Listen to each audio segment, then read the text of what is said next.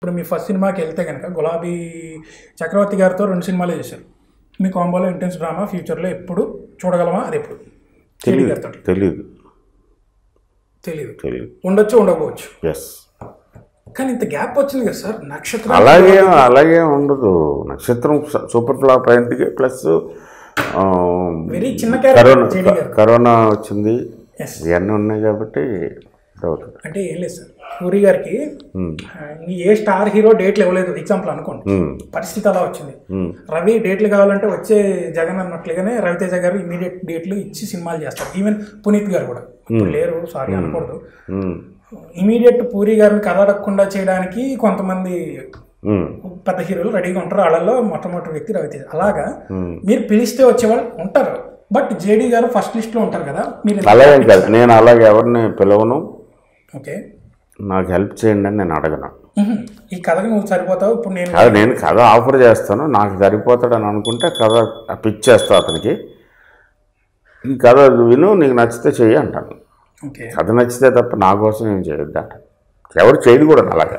Any rejections from heroes?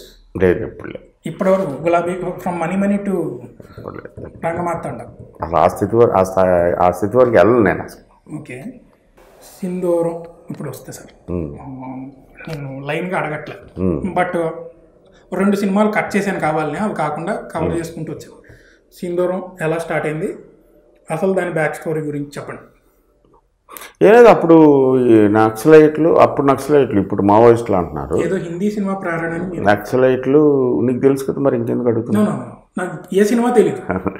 నక్సలైట్లు పోలీసుల మధ్య సామాన్య జనం చచ్చిపోతూ ఉండేవారు. ఓకే, మెయిన్ కన్సర్న్ అది అక్కడ స్పార్క్ అయింది. ఆ టైంకి గుల్జర్ గారు తీసిన మార్చిస్ అనే సినిమా. ఓకే, అది ఆయన జమ్మూ కాశ్మీర్ టెర్రరిస్టుల మీద ఒక ఫ్యామిలీ బ్యాకింగ్ పెట్టి చేశారు, చాలా బాగా చేశారు. గుల్జర్ విశాల్ భారద్వాజ గారి ఫస్ట్ ఫిల్మ్ అది. బ్రహ్మాండ songs, Tabu and not Irrfan Khan. అది ఇంకొక సినిమా, అది మక్బూల్. అది ఇర్ఫాన్ ఖాన్ అండ్ తబ్బు. ఇది మార్చెస్లో అతను ఏదో సింగ్ అతను హీరో. తర్వాత 2-3 సినిమాలు చేశాడు. కంప్లీట్ నక్సలైట్ బ్యాక్ డ్రాప్ అండి అది కాదు. అక్కడ జమ్మూ కాశ్మీర్ జేకేఎల్ఎఫ్ లష్కర్ ఏ తోయిబా ఆ గొడవ. సో అది ఇన్స్పైర్ అయ్యా, ఇది ఇట్ల మీద సినిమా తీయచ్చు అని. మనకి ఇక్కడ ఈ ప్రాబ్లం ఉంది అన్న దాని మీద స్పార్క్ అయింది. ఓకే, ఇది ఇమీడియట్ నిన్నే పిల్లడితో తర్వాత తీసిన వన్ ఆఫ్ ది గ్రేటెస్ట్, ఎలా చెప్పాలి మీకు, ఒక పెద్ద వెంచర్. అసలు ఇండస్ట్రీ ప్రేక్షకులు నివ్వెరపోయేలాగా. రవితేజ అనేవాడు హీరోయే కాదు, బ్రహ్మాజీ అనే ఆయన side character. But yes, Brahmaji గారి బ్యాక్ స్టోరీ తెలుసు మాకు. You both have such friendship bondage, అంత డీప్గా ఎమోషనల్గా ఉంది. కాబట్టి ఈ సినిమా సూపర్ హిట్ కోరుకుంటే సినిమా ఇస్తాను అని మీరు అన్నారు. But yes, once cinema start అయిన తర్వాత మీరే ప్రొడ్యూస్ చేశారు. మీరు తలుచుకుంటే, అంటే కృష్ణవంశీ సినిమా తీస్తున్నాడు అంటే స్టార్ హీరో అవసరం లేకుండా కృష్ణవంశీ పేరుంటే ప్రొడ్యూస్ చేయడానికి నిర్మాతలు ఉంటారు కదా సార్. మరి ఏమైంది? ఫ్రీడమ్ కోసం నేనే తీసుకున్నా. క్రియేటివ్ ఫ్రీడమ్ ఉండాలి, కాంప్లెక్స్ సబ్జెక్టు ప్లస్ ఎక్స్పెరిమెంటు. ఇది వేరే డబ్బులతో ఎందుకు చేయాలి? బాలు మహేంద్ర గారి స్థాయిలో ఉంటుంది సార్ సినిమా. అవును, అయ్యో అంత పెద్ద మాట. బాలు మహేంద్ర గారు చాలా పెద్ద ఆయనతో మనకు కంపారిజన్ లేదు. సో అది ఎందుకు వేరే వాళ్ళని రిస్క్లో పెట్టడం అని నేనే తీసుకున్నాను. క్లైమాక్స్ బ్రిడ్జ్ దగ్గర సీను, బ్రహ్మ చచ్చిపోయే సీను, అక్కడ అంటే ముందు నుంచి అనిపించలేదు అంటే అనిపించింది నాకు. ఆ పర్టికులర్ సీన్ లో ఆ ఫ్రేమింగ్ అంతా ఆయన ఫోటోగ్రఫీ స్టైల్లో ఆయన ఇన్ఫ్లుయెన్స్ ఉంటుంది. అంత గొప్పని కాదు.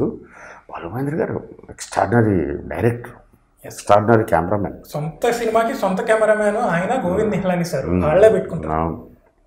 మిగతా వాళ్ళు చేసిన దాఖలాలు చాలా రేర్. చేసినా కానీ పేరేసుకోరేమో చేయరు. బాలు మహేంద్ర గారు ఆయనే షూట్ చేస్తారు. ఆయన ఎక్స్పోజర్స్ వేరు, ఆయన కంపోజిషన్స్ వేరు. సింధూరంలో అర్ధ శతాబ్దపు అజ్ఞానాన్ని స్వతంత్రం అందామా, సిగరెట్ పెట్టి మీరు రాసిన పాట. అసలు ఆ పాట సినిమాలోనే లేదు. ఎందుకు లేదు ఉంది కదా ఫస్ట్ స్క్రిప్ట్లో లేదు స్క్రిప్ట్లో లేదు సిగరెట్ పెట్టి మీద తక్కువ ప్రత్యక్షమైంది ఏంటి అసలు ఏంటి సార్ అది లేదు అది ఆ కాపీ చూసినప్పుడు ఒక 2 రోజులు రిలీజు 3 రోజులు రిలీజు కాపీ చూసినప్పుడు గురుగారు కాపీ చూపించాను ఆయన నైట్ చూశారు చూసి దీనికి ఒక పాట కావాలరా అర్జెంటుగాను రికార్డ్ చేయి అని చెప్పన్నారు అప్పటికప్పుడు రాసి ఇచ్చారు వెంటనే ఆ నైట్ శ్రీ గారిని లేపేసి దానికి మ్యూజిక్ డైరెక్టర్ గారు చేసి వెంటనే బాలుగారిని అడిగి బాలుగారిని రిక్వెస్ట్ చేసి బాలుగారిది వేరే రికార్డింగ్ ఏదో జరుగుతుంది ఆ రోజు దాన్ని క్యాన్సిల్ చేసేసి మేము దూరిపోయాం అంటే ఇమీడియట్ అలా జరిగిపోయిందండి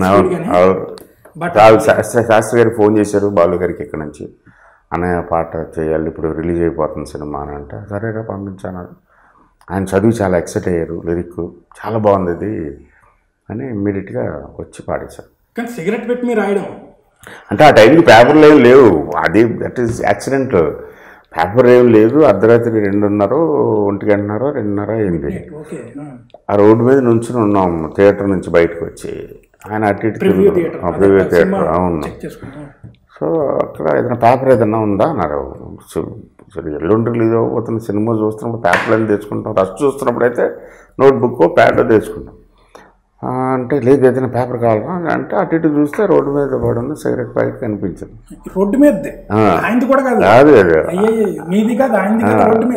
టప్మంట దాన్ని తీసి అది ఓపెన్ చేశాను ఓపెన్ చేసి వెనకాల గాలి ఉంటుంది అది అంటే ఆయన పెన్ను ఎప్పుడు పెన్ను ఉంటుంది ఆయన దగ్గర ఫస్ట్ 2 మాటలు రాశారు అర్ధ శతాబ్ద అజ్ఞానాన్ని స్వతంత్రమాన అవును అద్భుతం గురూజీ అంటే సరిపద ఇంటికి రాసేస్తాను మొత్తం గంటలో రాశారు అప్పటికప్పుడు ఈలోగా శ్రీని పిలిపించాను మ్యాజిక్ సార్ అంతే అలా జరుగుతుంది వీ షుడ్ బి ఓపెన్ అది అనేది